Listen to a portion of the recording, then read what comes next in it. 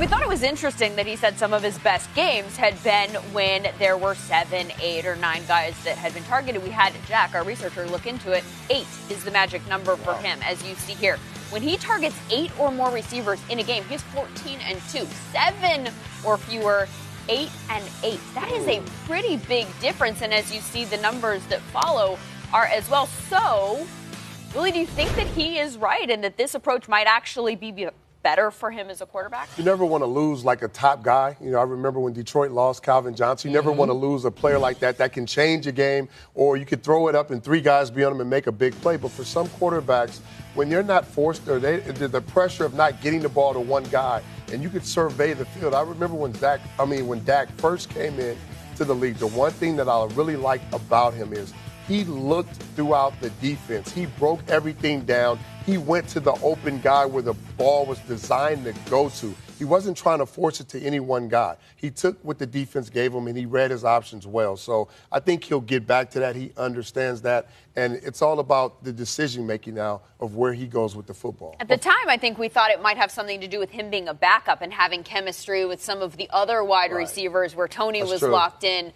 with Dez Bryant. As it turns out, maybe that's just the way he is as a quarterback. At the time, he had Zeke Elliott running full-time behind him. Last year, when he didn't have him, they had to throw the ball more. That was how they had to get first downs. Instead of getting the lead and getting ahead of the sticks, they were playing from behind the sticks an awful lot, and that's where he targeted this guy. So right now, they don't necessarily have that one guy, but look at some of the best offenses. And I want to use the Rams as an example. The year before, they had Kenny Britt. The year before, Kenny Britt, he was the guy.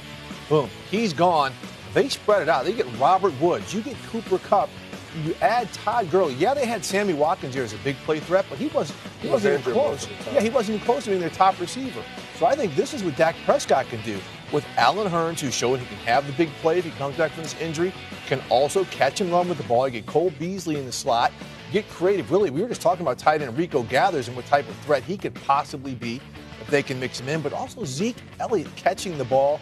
You got Tavon Austin, who occasionally give that pre-snap eye candy, even though he's more of a running back than a wide receiver. But I do think the fact that Prescott can spread the ball around a little bit because they've got a running game to occupy defenses to keep teams out of nickel, that's going to help. Well, that opens up everything. You got Terrence Williams as well. And the other thing is, we talked about it with the Seattle Seahawks at one time. They don't have any big-name receivers. Well, you got to give guys a chance to develop.